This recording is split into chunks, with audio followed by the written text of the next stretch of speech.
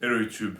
Today I'm going to be talking about a very serious social issue that is plaguing lifters all around the world.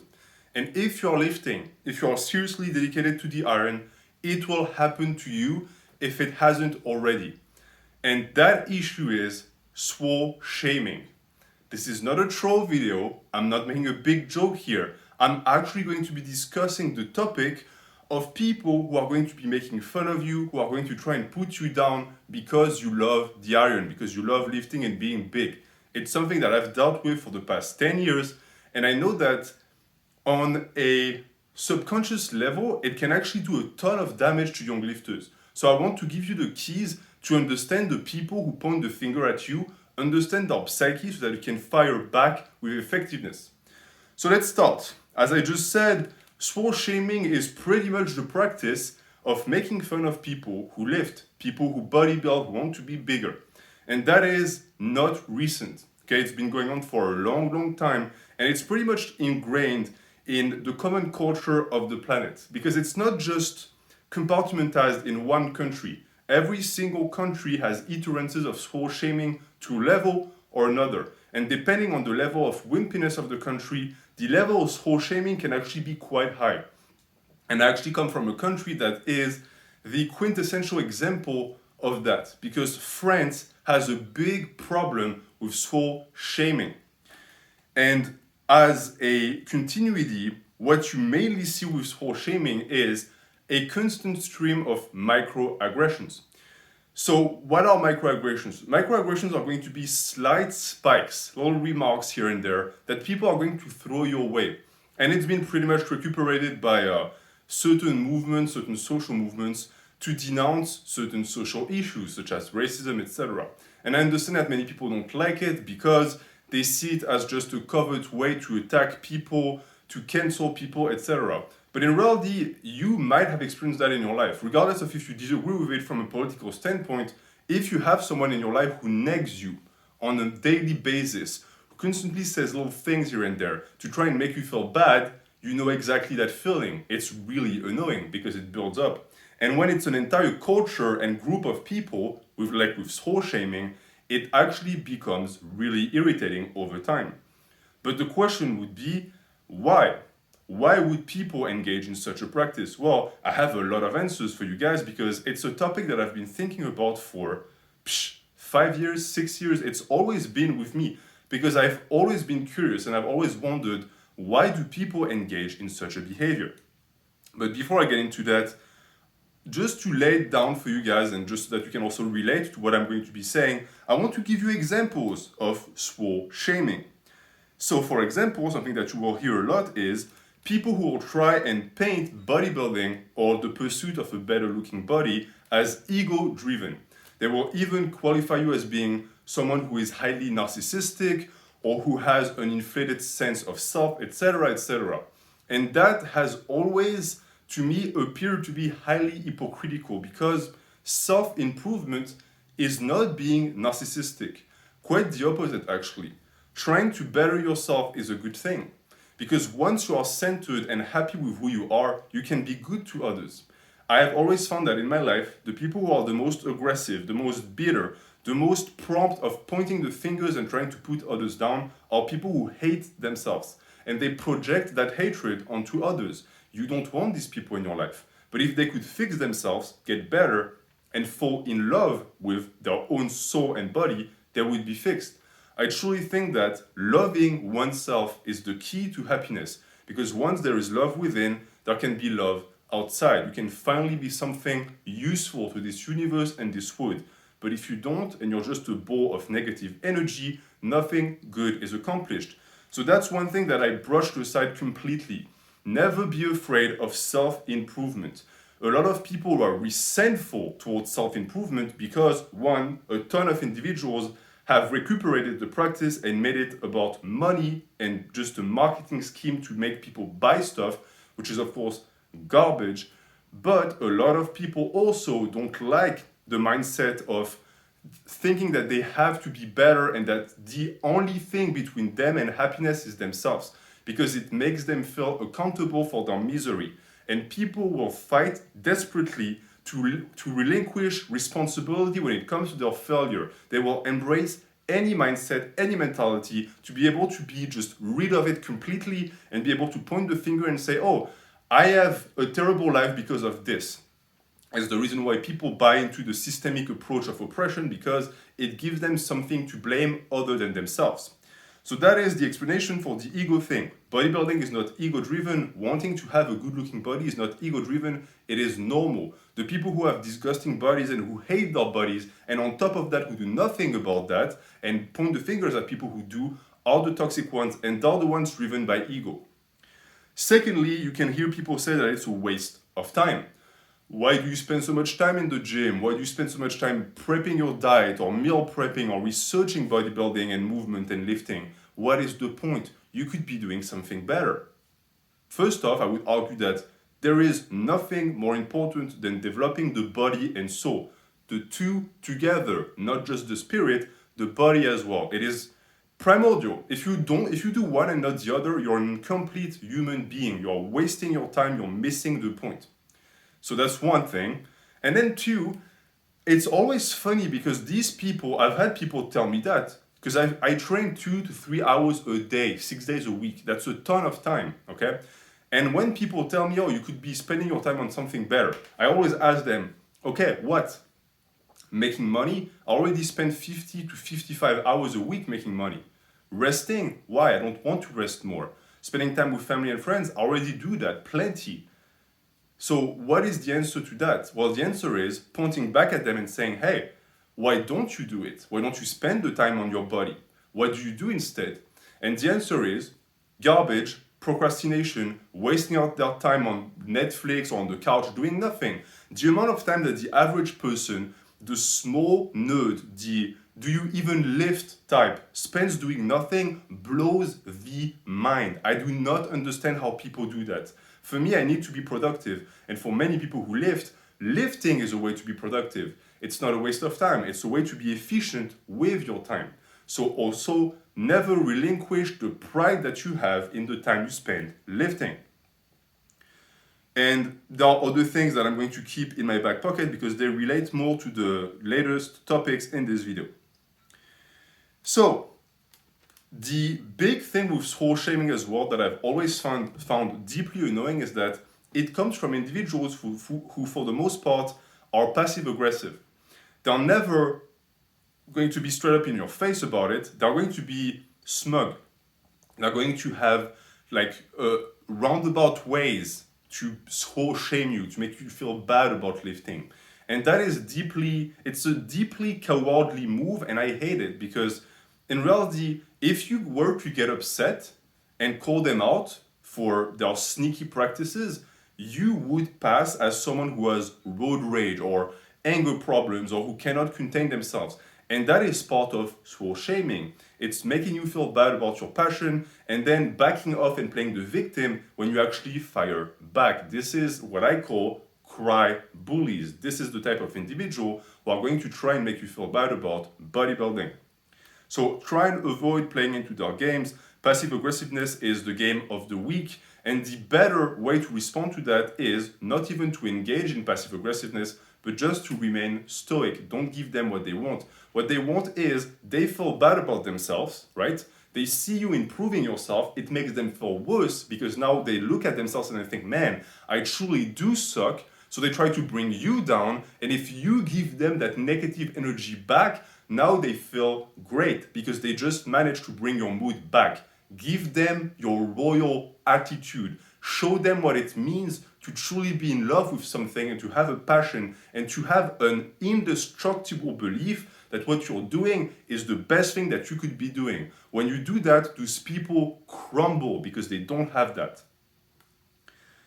And the type of people and the categories of people who engage in swole shaming really range from kids to women to other men to fellow lifters to teachers. The entire society engages in it. And I'm going to get to why, because there are a lot of deeply cultural rooted reasons for that are, I think, really interesting.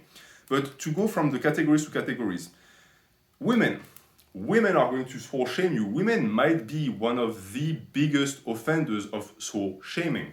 And the reason why is women like men with muscles. So you could think to yourself, okay, but in that case, why do they make me feel bad about that, right? I know that many guys who are watching right now, you have a girlfriend, you got with that girl before you started lifting, and when you started lifting, she started giving you shit about it. She started telling you, hey, I don't like that you're spending time lifting weights, or you're going to get too big, I don't like that, spend time on me, or spend time doing something productive, blah, blah, blah. There are multiple levels to that discourse. First off, you are looking better. Your value on the sexual market is raising, and she doesn't like that. Because even though technically you belong to her now, it makes you more desirable. It gives you more options, and it makes it much more likely that you might upgrade, you might go with someone else. And that scares her because she's getting jealous. So she's trying to redirect your attention towards her and forget about the gym. I know many guys whose diet or whose improvement gets stopped by a girl. And if you're a guy or a girl, it doesn't change anything. Don't let a partner stop your self-improvement. This is the most important thing. Rise up, elevate yourself. Anyone who's trying to prevent you from doing that, cut them off. They're not good for you. Find someone who's going to rise with you, who's going to be on the grind with you. These are the good influences. And the second side of why women act like this is because, as I said, both from a cultural or a biological standpoint, they like muscles. Now, I'm not saying that they like guys that are super shredded or the fitness models or even guys on steroids. I'm not saying that. I say that they like muscle. They like the anabolic properties of muscles, the way it makes a man look. The V-taper, the wide shoulders, the big arms, the big legs and glutes for some women, etc., etc. It doesn't mean that you have to be shredded, okay? But they also know that men who are highly muscular are in very high demand with women, and therefore they are in a weird schizophrenic relationship with that attraction that they feel because they know that they want it, but they also know that the chance of them getting it is very low, or at least it's low in terms of actually securing a boyfriend, not really just getting a hookup, because that could happen. It's just that they won't be able to actually lock down the man. And so what ends up happening is that these women end up nagging you. If you're muscular, you know what I'm talking about. A girl that you meet at a party or something is going to tell you, I don't like guys with muscle. You don't even know her, okay? You haven't introduced yourself yet. That's the first thing that flew out of her mouth. Why? Because she's trying to, one, present herself as being different from other women, and two, she's trying to put you down. She's saying, hey, I see those muscles. That doesn't impress me. You're going to have to do better. Okay? She's trying to lower your self-esteem so that you're easier to pick up. This is one, cowardly, and men who do that, pick-up artists who do that, who nag, review your methods. Because if you need the person to feel bad about themselves so that they can end up with you, what does it say about you? Think about that. But for the women, it's just a way for them to not really reveal what they truly want. But at the end of the night, that girl is going to end up with you because you are attractive. Muscle is attractive. This is the reason why women nag and the reason why women swore shame. Now, what about other men?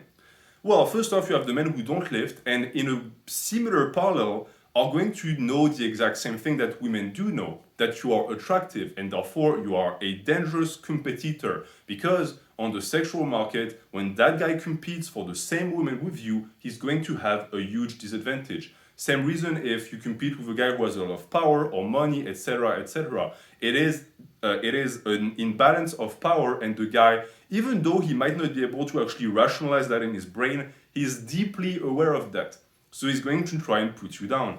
And you will hear people say, oh, you're big, but you're not very smart. My favorite game of all times is going to parties with people I don't know, friends of friends, and trying to see how dumb they think I am. Like, I don't go out and act idiotic. I just wait for them to engage with me. And based on the response and based on the way they engage, I act the way they expect me to act. I have spent entire parties acting like someone who was bonked on the head, someone who has a literal learning disability, just to see how far I could push it with these people. Because the second they saw my body, those were like the college type, the guys who weigh like 100 pounds when they are 25. The second they saw the muscle, they thought, oh, that guy is stupid. But at the time I already had a master's, I was already here. And so they engage with me on that level, trying to put me down, trying to be like, oh, he's a dumb bodybuilder, let me treat him as such. And then at the end of the night, I always like to reveal it, or I just come up to them and I'm like, hey buddy, I was just playing with you, that was nice knowing you, and I just leave. It's a game I stopped playing because it creates a lot of tension within friend groups, but it's fun. And in life, you're going to see that as someone who's muscular, other men who think that they are more cerebral than you are going to treat you poorly. That is, of course, stupid because a developed body doesn't mean that your mind is not developed. But I'm going to dedicate a full video about that because a ton of people still don't grasp that. You can lift and be smart. It's not disqualifying. And then you're going to have men who do lift. And in which case you're thinking, okay, why am I being swole shamed by a bro? Aren't we supposed to uplift each other? Well, no, because the same logic applies. Sexual market, bro. That guy knows that if you're bigger or you have the potential to be bigger, you're going to become a threat. Or he feels threatened regardless of the potential dating applications of your physique because he's thinking, man, he's looking better than me. He's mocking me in public. I feel bad. You see that a ton with smaller men who are resentful of taller men and taller men who are resentful of smaller men who are more jacked and more buffed than them. It's an endless cycle of self-pitying, envy, which are very negative emotions, but they result in swole shaming because the first thing they're going to attack is your muscles. And then we get into the extremities of the type of people that truly shouldn't be engaging in swole shaming, but who do, fellow hardcore lifters. And I'm looking at you, powerlifters, because the amount of shit that bodybuilders get from powerlifters is insane. And again, it comes from insecurities. And I say powerlifters, I'm sorry, I need to call them for what they are. They're faux powerlifters, they're new powerlifters because they don't compete and they don't respect strength. And these people, what they do is, for some reason or another, they ended up training for strength even though they have no love for it. Then one day they look down, they can't see their dick, and they think, man, I look terrible. I went into this for aesthetics. What happened to me? And then they see a guy who's good looking and they think, oh, that makes me feel terrible. Okay, I'm going to call him weak. This is going to make my life so much better. Yeah, he's weak. You see that all the time. And I'm not saying that bodybuilders are not exempt.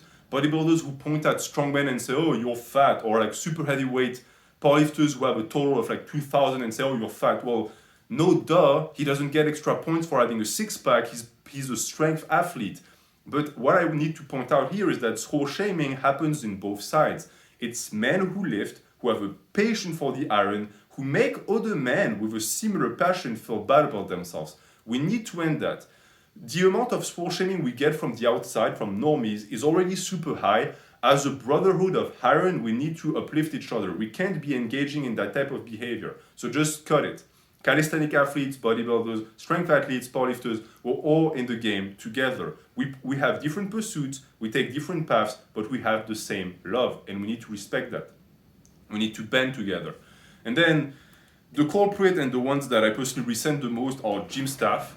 The amount of time where I have a gym staff who came up to me and either told me I was too intimidating, scaring other people, that I needed to stop lifting heavy weights, stop making weight, stop making noise.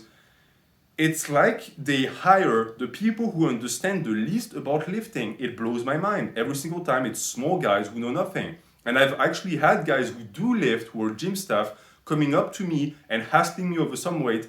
And then I found out later that the guy was just jealous because I was outlifting him at a certain lift and he didn't like that. So he tried to make me stop. This is highly pathetic. It's also a show that commercial gyms are dying out and you need your home gym. But it's the truth. Swole shaming can come even from sources that shouldn't be engaging in that. And I'll quickly end up with also teachers. I've had teachers when I was starting to lift who gave me shit about it. I remember a philosophy teacher who was stuck in a wheelchair who made fun of me because I was developing my body. I could have fired back with the intensity of a volcano and telling him that he needed to stop skipping leg day. I didn't because I'm decent, but I had a bad experience also with intellectual professionals who completely forgot that there's a physical aspect to life, who tried their best to prevent people from actually pursuing bodybuilding or sports in general. Disregard these people. All of the people I just cited, disregard them. It's the best response you can have. Stay stoic. Stay in retreat, okay? Look at them from afar. They're not powerful wood, and most likely they never will be, because they've created a mindset in their brains that make it so that being big is a bad thing. Those people cannot be saved. Okay, so that's for the panorama of people who engage in the vile practice of swole shaming. Now, I want to talk about what animates these people, because I quickly explain it with women and men and the sexual market, etc. But if we dive deeper, if we get truly involved in the philosophy and psychology of these people, what drives them? What is the negative emotion that is behind swole shaming? It is envy. Every single time it comes from envy or jealousy, whatever you want to call it. And that envy and jealousy truly, as I said, comes from a place of lacking something.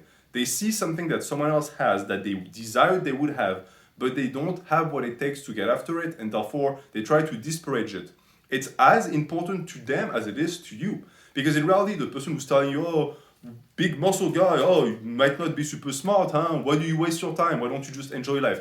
That guy, he's doing that to make you feel bad, as I said, but he's talking to himself in reality. He's trying to justify his poor life choices and habits to his own self by saying, oh, why don't you enjoy life? He's telling himself, at least I enjoy life. I look like a sack of potatoes and I have a beer belly when I'm 25, but I enjoy life. So I'm fine. This is the right way to live my life. This is the type of reverberating psychology that these people engage in. There's also a very interesting fact about that, and I've noticed that across the board in the modern world, especially in the West, there is a reversal of positive values, where you take a value that's perfectly good, people point it out, say, no, this is a tradition, it's too conservative, we need to switch it on its head and then it'll be good. It's inversional, it's a reversal, but if you think about it from the start, from scratch, what is lifting? What is bodybuilding? It's improving the body. If you do it properly, it will make you live a longer life, a happier life, you'll be more mobile for longer, you will build muscle mass that you will carry into your old age, so that you don't walk with a cane when you're 60 and you end up in a wheelchair when you're 70 and you die when you're 75, incapable of moving in a hospital bed with nurses who don't care about you. And on top of that, it makes you feel great. Boosts your hormonal profile, makes you confident, makes you more kind. It gives you the right mindset in life. It teaches you that hard work gives results. And yet, these people point it out and say, oh no, this is bad. Why? Because again, if you reverse it, if you shoot it back at them, they're trying to justify why they don't do it. And the reason why they don't do it is because it's hard. They would much rather eat Twinkies, sit on the couch and do nothing. And because deep down, you can inverse all you want. You can burn society to the ground. You can destroy culture. Deep down, there is something that's telling you that what you're doing is wrong. And that little voice is what they're trying to silence. They're trying to convince themselves. And this is why they engage in that reversal. It's a desperate course to try and build a life while being a submissive wimp and a slave to their own drive and to their own inability to have a meaningful life is justified as good. They know it's not good. They will never be able to convince themselves it's good, but they will keep trying because it's all they have. And then there's wimp culture. And I am a professional in wimp culture because I come from an especially wimpy country. And I know, there are French people on this channel. I'm not saying you are a wimp, but man, you live in France, you know what I'm talking about. Unless you live like in the southwest or certain areas where people are still people. If you live in Paris, go outside, look at the men. There are no men anymore, okay? It's just wimp upon wimp upon wimp. And I used to be one of them. I grew out of it, thankfully, but when I go back, it gets worse every single year. I swear, men in Paris lose muscle mass every single year. It is insane. I see guys with legs like the size of my finger. It blows my mind. It's like I'm surrounded by birds. But the issue with that is, these people don't feel good about themselves, right? I know a ton of them. I had the misfortune of doing my first degree in what I can only describe as a leftist college, with a lot of people with that type of sensibility, of wimp culture, of a complete disgust towards the physical towards hardship, towards anything painful, people who loved comfort way too much and who became super soft. And these people were actively depressed. They were actively miserable. They were not happy with their life. Embracing a life of comfort and avoiding hardship, paradoxically, in a sense, made it so that their life lost all its meaning. But the problem is that to get out of that, they would need to face the fact that they're wrong about how to live your life, and they'll never do that because their cognitive dissonance is way too strong. And therefore, when that happens and you get enough of these individuals in positions of power, in positions of education, or in a group somewhere, they create a culture. And that is when they become pernicious because they invade the media, they poison the well, and they create a wimp culture while they are trying to convert people and they have a strong influence on the youth. I'm going to stop here for a second and check the time. Okay, so that wimp culture expands afterwards because beyond individuals, there are institutions. And the institutions can be seen, for example, in America with Hollywood. And I'm going to be telling you a little story, a story that some people who are young on this channel might not fully relate to, but I know that some of the old heads on this platform are going to understand what I'm talking about. If you look at Hollywood, if you look at youth movies, okay, coming of age stories, the story with the high school and etc., the thing that is supposed to be sold to kids, who is playing the bad guy every single time? The jock, the athlete, the basketball player, the quarterback, the football player, etc., every single time. That is a trope, but it's a trope that's not always been there. It started in the 80s, and it started because the people who made it into the film industry are the wimps I described before. People who went to middle school, who went to high school, who were not popular with girls because they had a low sexual value on the market, on the dating market, and who looked up to the jocks, to the athletes, because these guys got the girls. And they developed a deep resentment for these types to the point that when they made it into the artistic circuit, which is a type of circuit and profession that type of sensible, more spiritual in a sense, more cerebral type of men tend to pursue, they completely poisoned culture with their own bitterness because they projected their insecurity onto the movie industry. Every single time they would make a movie, they would cast the bad guy as the jock. And it's the reason why now you have a generation who grew up on these stereotypes and who have integrated in our mind that sport equals bad, being big equals bad. And that is the reason why swole shaming is so accepted, so widespread, and so casual. People don't care about it. If you think back, look at the amount of cultures, look at the amount of social movements targeted towards, spreading information about not discriminating against people because of their choices for their body. How many times have you heard my body, my choice? How many times have you been told, hey, don't say that about fat people, they're fat and they're beautiful and you have to love them even if they're obese and they look like a sea elephant? How many times have you heard that? A gazillion. Do you hear that about muscular men? Nope. Doesn't even cross the brains of these people. And yet it's much more realistic and it's much more, relatable, because at the end of the day, why would you shame someone because they lift weights? It's good for their health. They don't hurt anyone. They're not a weight on the welfare system, on the healthcare system. So it's all good, right? And yet it happens because of what I just described. People cannot trace back why they hate jocks, why they hate athletes, but I'm telling you where it's coming from. It's coming from the media. And again, reversal of value, because in reality, the jock, the athlete, the guy who plays basketball, blah, blah, blah, they tended to be nice guys. Those were not bad kids. And if you look at the amount of those poor dudes who ended up falsely accused of something they didn't do in recent years because they got framed, because their image was perfect for the crime, even though they did nothing, it has created victims. And it's a lie. And again, it's a vicious stereotype that has no basis in reality. A lot of stereotypes do have basis, but this one has zero. And it also propagated the idea that those people are stupid.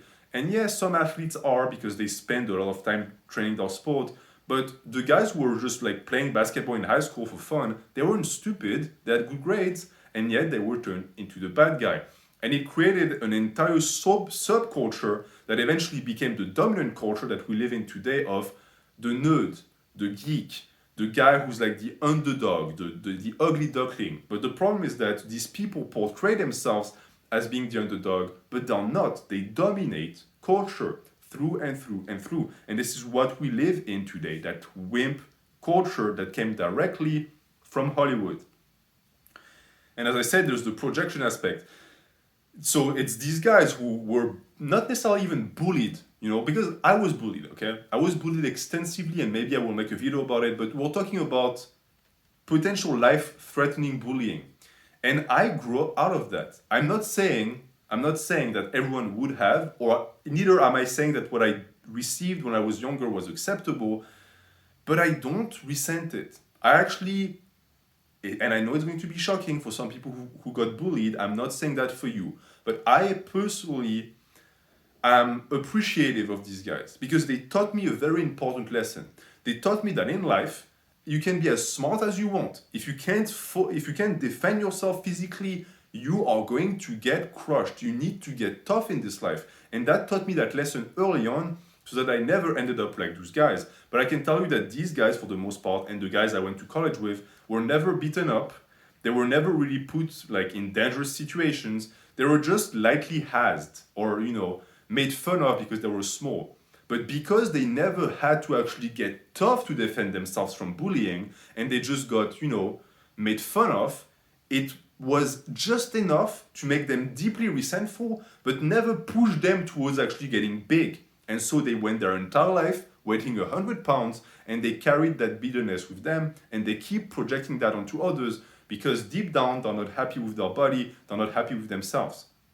And that projection is, as I said, jealousy and envy. And that's pretty much that for this line. This is something that I've wanted to share with people for a very long time, so I'm happy that I could. Let me know in the comments if you actually share that belief too. Now, let's dive deeper, because as you said, every single stage we dive deeper. What is the problem with these people? The problem with these people is that they have created a word in their head where there is a segregation between the mental and the physical.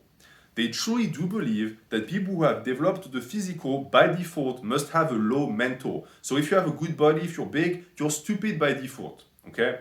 And the issue is that the other side does that too.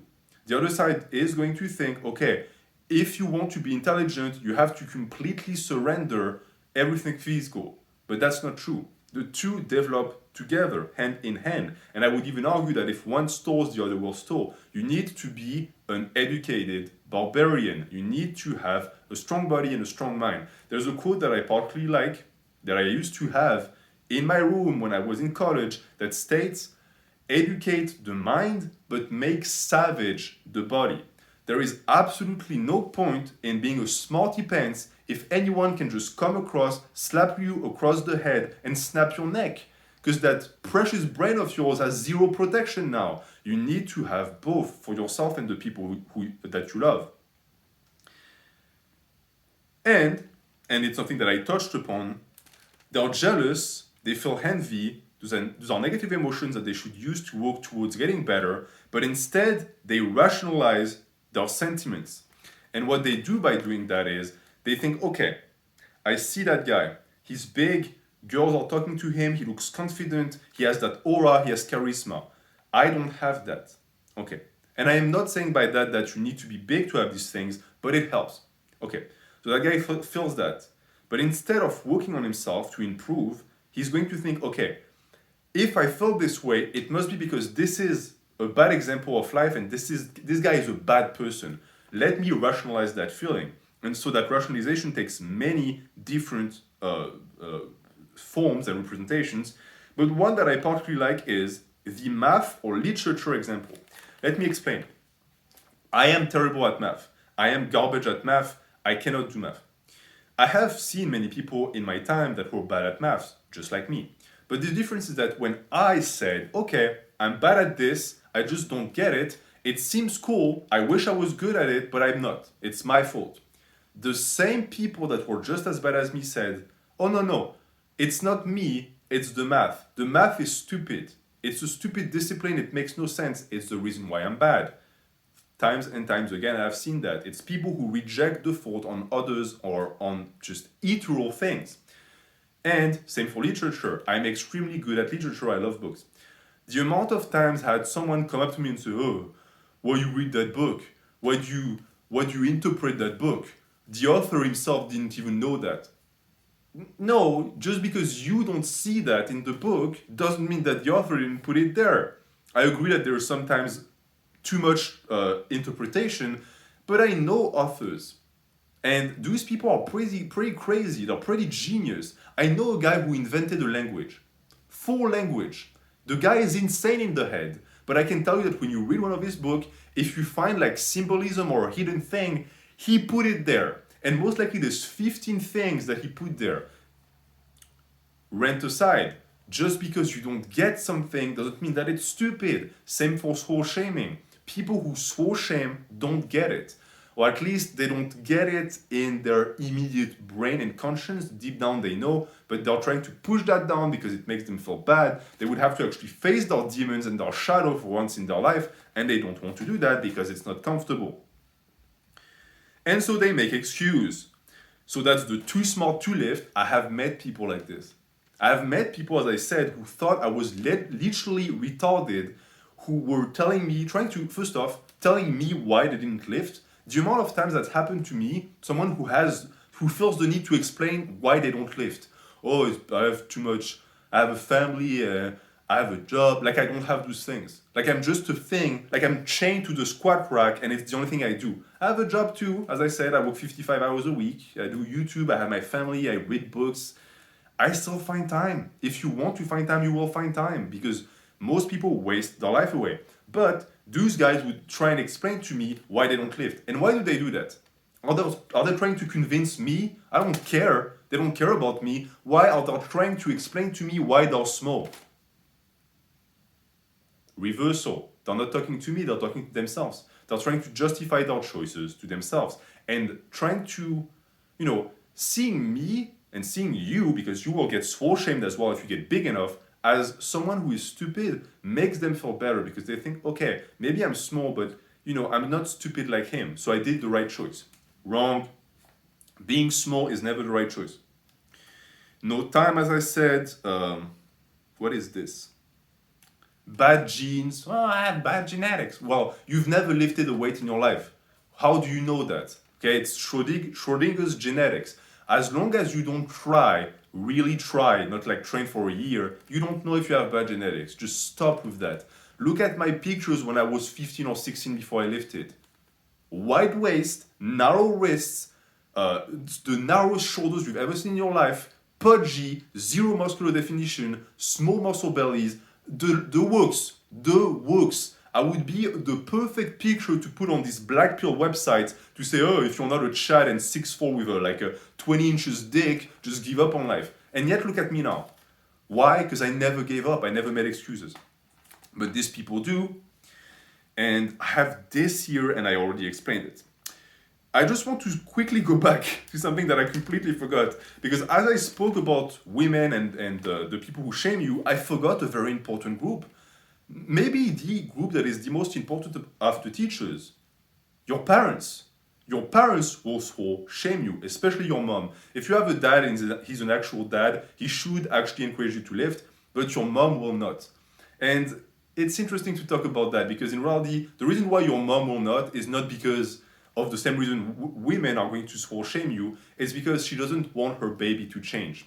She's given you a body, and seeing you change by yourself is hurting her.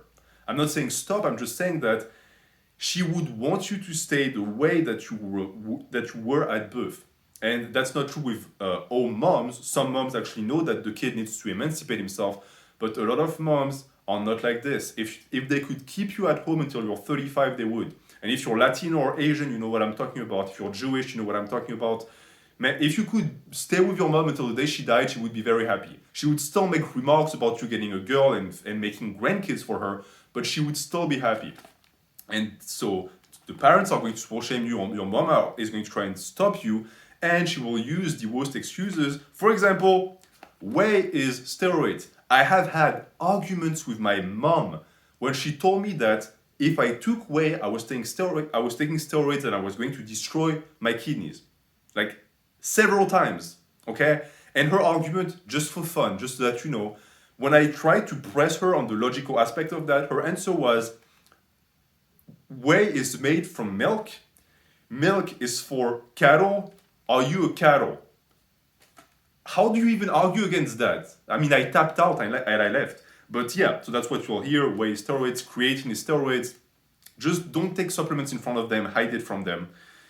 And for the gym staff, another thing that the gym staff is going to tell you is, oh, squats are bad for your knees, deadlifts are bad for your back, blah, blah, blah. A bunch of stuff that people who are sometimes personal trainers tell you. I hate gym staff so much. I just hate them. I'm glad I'm gone. I'm glad I'm not under the reign of these morons. They're morons. Okay, let me move on. I'm going to finish. I have 2 more lines. First off, and this is to go back after all of the excuses that these people make, I'm going to finish with the reasons why swole shaming cannot touch you and the reason why you should be proud of lifting. And the reason why these people hate lifting also, because there is a true anti-lifting culture. But I have another video that I want to make about that. Lifting is anti-fragile. Lifting makes you strong. Lifting makes you realize that when you put in the work, your body responds, that you are not a dependent, that you don't have to submit to institutions. And governments, the media, hate that with a passion because it means that they can't use you anymore. You're not a slave anymore. You're free. You broke your chain. It's the reason why the media propagates anti-bodybuilding and anti-sport propaganda and agendas. It's anti-consumerism.